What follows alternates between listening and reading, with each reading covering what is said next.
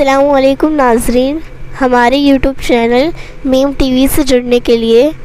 Like کریں، share کریں، subscribe کریں اور کمنٹ کرنا نہ بھولیں۔ اسلامی مقدس شہزادیوں، حضور صلی اللہ تعالیٰ علیہ وسلم کو اللہ تعالیٰ نے اس سرزمین پر، اس دھرتی پر ہماری مغفرت کے لیے ہمیں سیدھا راستہ دکھانے کے لیے بھیجا تاکہ ہم مسلمان ہو جائیں اور کسی بت وغیرہ کی پوجا نہ کریں۔ حاضرین، ہمارے وہی آقا جن کے پاس حضرت ابوبکر گئے تو صدیق کے لقب سے نوازے گئے، حضرت عمر گئے تو فاروق کے لقب سے نوازے گئے، حضرت عثمان گئے تو غنی کے لقب سے نوازے گئے، حضرت علی گئے تو حیدر قرار کے لقب سے نوازے گئے۔ حاضرین، ہمارے وہی آقا جو اگر کسی درخت کے نیچے بیٹھ جائے یا کسی پتھر کے اوپر بیٹھ جائے تو وہ پتھر، وہ درخت ضرور انہیں السلام علیکم یا رسول اللہ صلی اللہ تعالیٰ علیہ وسلم کہا کرتا تھا۔ حاضرین، حضرت آمنہ رضی اللہ تعالیٰ عنہ فرماتی ہیں، جب حضور صلی اللہ تعالیٰ علیہ وسلم میرے بطن میں تھے تو جب بھی میں کسی بھی درخت کے نیچے بیٹھتی تھی یا کسی پتھر کے اوپر بیٹھتی تھی تو وہ پتھر یا وہ درخت خوشبو سے مہک اٹھتا تھا اور خوش الحان ہو جاتا تھا، اور جب میں کسی راستے سے جاتی تھی اس راستے پر خوشبو ہی خوشبو ہو جاتی تھی۔ حاضرین، اللہ تعالیٰ نے ہمارے حضور صلی اللہ تعالیٰ علیہ وسلم کا مرتبہ بہت بلند کیا ہے۔ آپ سوچ سکتے ہیں کہ جب کسی شہید کا مرتبہ کتنا بلند ہے، کسی انبیاء کا مرتبہ اتنا بلند ہے، کسی ولی کا مرتبہ اتنا بلند ہے، کسی صحابہ کا مرتبہ اتنا بلند ہے، تو ہمارے حضور صلی اللہ تعالیٰ علیہ وسلم جو خاتم النبیین ہیں، تمام انبیاء کے، تمام چیزوں کے، تمام مخلوقات کے آقا ہیں، ان کا مرتبہ کتنا بلند ہوگا۔ حاضرین، اس سرزمین پر ایک وہی ہستی ہے جنہوں نے خواب میں اللہ تعالیٰ کا دیدار کیا تھا، اور وہ بھی معراج کے سفر میں۔ حاضرین، اللہ تعالیٰ نے تمام انبیاء کو، حضرت عیسیٰ علیہ السلام کو، حضرت موسیٰ علیہ السلام کو، حضرت داؤد علیہ السلام کو، ہر انبیاء کو اسی سرزمین پر، اسی دھرتی پر معراج نصیب کی، لیکن ہمارے حضور صلی اللہ تعالیٰ علیہ وسلم کو مکہ سے آگے، مدینہ سے آگے، جنت سے آگے، دوزخ سے آگے، یا صحیح الفاظ میں یہ کہہ دیں کہ شر آسمان سے آگے تک معراج نصیب کی ہے۔ حاضرین، حضور صلی اللہ تعالیٰ علیہ وسلم جو اگر کہہ دیتے کہ یہ ہو جائے تو ہو جاتا، لیکن اللہ کے حکم سے، کیونکہ اللہ تعالیٰ کے حکم کے بغیر ایک پتہ تک نہیں ہلتا تھا۔ حاضرین، تمام انبیاء اکرام یعنی کہ حضرت عیسیٰ علیہ السلام، حضرت موسیٰ علیہ السلام اور خود حضور صلی اللہ تعالیٰ علیہ وسلم جو معجزات دکھاتے تھے وہ اللہ کے حکم سے دکھاتے تھے۔ حاضرین، حضور صلی اللہ تعالیٰ علیہ وسلم تمام چیزوں کے آقا ہیں، ہر چیز کے، یعنی سورج کے، چاند کے، آسمان کے، ہر مخلوقات کے آقا ہیں، اور اسی وجہ سے جب ابو جہل آپ کے پاس آیا اور کہا کہ اگر تم سچی میں نبی ہو تو بتاؤ کہ میری مٹھی میں کیا ہے، تو آپ نے فرمایا کہ میں کیوں بتاؤں کہ تمہاری مٹھی میں کیا ہے، بلکہ وہ خود بتائے جو تمہاری مٹھی میں ہے۔ تبھی اس مٹھی سے آواز آئی، لا الہ الا اللہ محمد رسول اللہ۔ جب حضور صلی اللہ تعالیٰ علیہ وسلم کافروں کے معجزات دکھانے کے لیے ایک نورانی انگلی چاند کی طرف کی تو وہ چاند لاکھوں میل دور ہو کر اپنا سینہ چیر کر پہاڑ کے ایک طرف ہو گیا اور ایک ٹکڑا دوسری طرف ہو گیا۔ حاضرین، یہ جو حضور صلی اللہ تعالیٰ علیہ وسلم اور تمام انبیاء اکرام معجزات دکھایا کرتے تھے وہ اللہ تعالیٰ کے حکم سے ہی دکھایا کرتے تھے، کیونکہ اللہ تعالیٰ کے حکم کے بغیر تو ایک پتہ تک نہیں ہلتا ہے۔ حاضرین، حضور صلی اللہ تعالیٰ علیہ وسلم جو ایک بہترین انبیاء ہیں، خاتم النبیین ہیں، ایک بہترین نبوت ارسال ہے۔ حاضرین، ہمارے اسی محمد مصطفیٰ صلی اللہ تعالیٰ علیہ وسلم کی ولادت شریف کے بارے میں بتانا چاہوں گی۔ جب آپ اس خاک عالم میں جلوہ نما ہوئے تو آپ نے اپنے دونوں ہاتھ زمین پر ٹیک دیے اور سر آسمان کی طرف اٹھایا اور بدن سے تیز کستوری کی خوشبو آ رہی تھی۔ کستوری کی خوشبو یعنی ہرن کی ناف سے جو کستوری خوشبو نکلتی ہے وہ بہت ہی زیادہ خوشبودار ہوتی ہے، لیکن جب حضور صلی اللہ تعالیٰ علیہ وسلم کے بدن مبارک میں کوئی چیز نہیں لگائی گئی، پھر بھی حضور صلی اللہ تعالیٰ علیہ وسلم کا بدن مبارک اتنا زیادہ خوشبودار تیز کستوری کی مانند تھا۔ حاضرین، حضور صلی اللہ تعالیٰ علیہ وسلم بچپن سے ہی کئی معجزات دکھاتے جا رہے ہیں، اور آپ کے دادا حضرت عبد المطلب رضی اللہ تعالیٰ عنہ کو یہ پتہ تھا کہ آپ کوئی معمولی بچے نہیں ہیں، کیونکہ وہ بچپن سے دیکھتے آ رہے تھے کہ آپ کتنے معجزات دکھا رہے ہیں۔ حاضرین،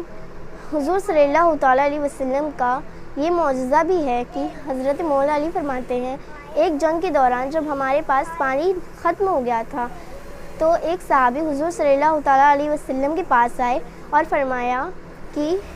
اے محمد مصطفیٰ صلی اللہ تعالیٰ علیہ وسلم، ہمارے ماں باپ آپ پر قربان ہوں، ہمارے پاس پانی ذرہ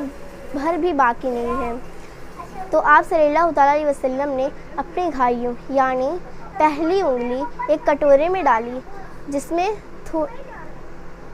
ذرا سا پانی باقی تھا، اور گھائی اس لوٹے میں ڈالتے ہی اس لوٹے میں اتنا زیادہ پانی بھر گیا کہ اگر صحابی 15 لاکھ بھی ہوتے تو ان کے لیے وہ پانی کافی تھا۔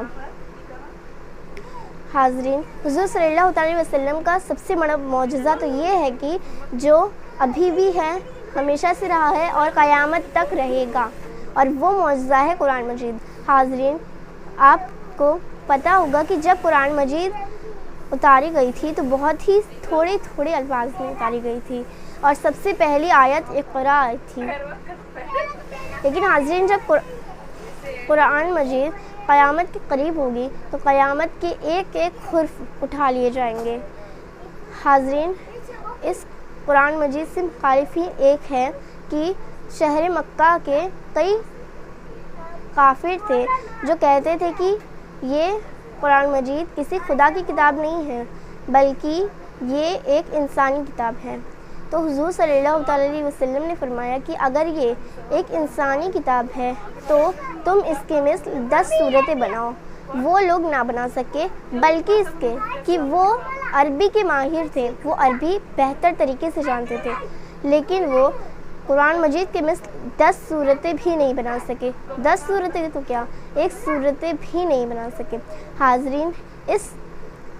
واقعے سے یہ واضح ہو گیا کہ قرآن مجید اللہ تعالیٰ کی کتاب ہے۔ حاضرین، حضور صلی اللہ تعالیٰ علیہ وسلم جو ایک بار کفار مکہ نے کہا کہ اگر تم نبی ہو تو چاند کی طرف اپنی انگلی کرو اور اسے توڑ دو۔ حضور صلی اللہ تعالیٰ علیہ وسلم نے اللہ سے دعا کی کہ یا اللہ، اگر میں ایسا کروں گا تو یہ کفار مکہ ایمان لے آئیں گے۔ تو آپ صلی اللہ تعالیٰ علیہ وسلم نے اپنی نورانی انگلی چاند کی طرف کی، بلکہ چاند لاکھ میل دور ہونے کے باوجود اپنا سینہ چیر کر ایک پہاڑ کے ایک طرف ہو گیا اور ایک ٹکڑا پہاڑ کے دوسرے طرف ہو گیا، مگر پھر بھی وہ کفار مکہ ایمان نہ لائے، معاذ اللہ۔ حاضرین، حضور صلی اللہ تعالیٰ علیہ وسلم نے کئی اذیتیں تک جھیلی تھیں تاکہ ہم تک اسلام پہنچے، لیکن اتنے معجزات دکھانے کے بعد، اتنی کرامتیں وغیرہ دکھانے کے بعد بھی وہ کفار مکہ ایمان نہ لائے۔ حاضرین، کئی کفار مکہ ایسے تھے جو ایمان لے آئے تھے، لیکن کئی کفار مکہ ایسے تھے جو ایمان نہ لائے تھے۔ حاضرین، حضور صلی اللہ تعالیٰ علیہ وسلم جب معراج میں سفر کیے تو ایک شخص تھا جو حضور صلی اللہ تعالیٰ علیہ وسلم کے سامنے آیا، اور وہ شخص حضرت آدم علیہ السلام تھے۔ جب حضرت آدم علیہ السلام اپنے دائیں طرف دیکھتے تو خوش ہو جاتے، اور جب اپنے بائیں طرف دیکھتے تو رو پڑتے۔ حضور صلی اللہ تعالیٰ علیہ وسلم نے پوچھا، آپ ایسا کیوں کر رہے ہیں؟ تو حضور صلی اللہ تعالیٰ علیہ وسلم نے بتایا کہ ایک طرف میری مومن اور ناغوار گناہ کی بندے ہیں جو مومن ہیں اور ایک طرف گنہگار و کفار اولادیں ہیں جنہیں دیکھ کر میں رو پڑتا ہوں۔ حضور صلی اللہ تعالیٰ علیہ وسلم نے فرمایا کہ تم کیوں رو پڑتے ہو؟ تو حضور صلی اللہ تعالیٰ علیہ وسلم کا یہ سوال سن کر حضرت آدم علیہ السلام نے فرمایا کہ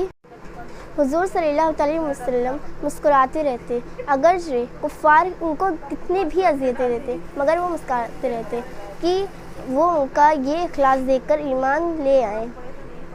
حاضرین، کئی کفار مکہ تو ایمان نہ لاتے تھے، لیکن کئی کفار مکہ ان کا یہ اخلاص دیکھ کر ایمان لے آیا کرتے تھے اور آپ کے صحابی مومن بندوں میں سے ہو جایا کرتے تھے۔ حاضرین، حضور صلی اللہ علیہ وسلم کا اللہ تعالیٰ نے بہت بڑا مرتبہ عطا کیا ہے، بلکہ حضور صلی اللہ علیہ وسلم کا ہی نہیں، تمام انبیاء کرام کا بھی مرتبہ بہت بلند کیا ہے، بلکہ یہ تک فرما دیا ہے کہ اگر تم تمام انبیاء کرام کے شان میں ادنا سی گستاخی کرو گے تو گنہگار ہوں گے،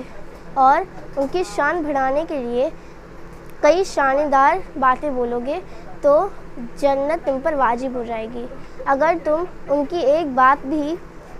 نظر انداز کرو گے تو جہنمی ہوں گے، اور ان کی بات پر عمل کرو گے تو جنتی ہوں گے۔ حضور صلی اللہ تعالیٰ علیہ وسلم جو طریقہ اختیار کرتے تھے، یعنی پانی بیٹھ کر پینا وغیرہ وغیرہ اور ہر طریقہ، وہ اللہ تعالیٰ نے اپنے بندوں پر سنت قرار دیا ہے تاکہ وہ اس سنت پر عمل کر سکیں۔ حاضرین، اس سنت پر ہم عمل اسی لیے کرتے ہیں تاکہ ہم قیامت کے دن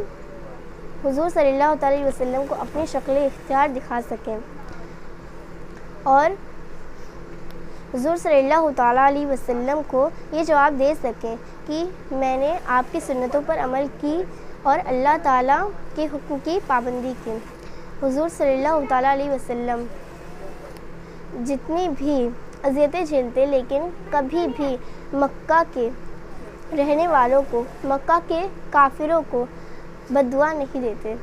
حضور صلی اللہ تعالیٰ علیہ وسلم بہت ہی زیادہ نرم دل تھے۔ حاضرین، ہمیں بھی اسی طرح سے نرم دل ہو جانا چاہیے کہ حضور صلی اللہ تعالیٰ وسلم کا یہ اخلاص دیکھ کر تو کئی کفار مکہ ایمان تک لے آیا کرتے تھے۔ حاضرین، اگر ہم بھی اس سنت پر، کیونکہ حضور صلی اللہ تعالیٰ وسلم کا ہر طریقہ ایک سنت پر ہی ہو جاتا تھا، اللہ تعالیٰ ان کے ہر ایک طریقے کو سنت قرار دیتا تھا، تو یہ بھی ایک سنت ہی ہے، اور اللہ تعالیٰ ہمیں اس سنت پر عمل کرنے کی توفیق عطا فرمائے، آمین ثم آمین۔ حاضرین، میں اپنا بیان اسی پر ختم کرتی ہوں۔ السلام علیکم ورحمۃ اللہ وبرکاتہ۔ السلام علیکم ناظرین، ہمارے یوٹیوب چینل میم ٹی وی سے جڑنے کے لیے لائک کریں، شیئر کریں، سبسکرائب کریں اور کمنٹ کرنا نہ بھولیں۔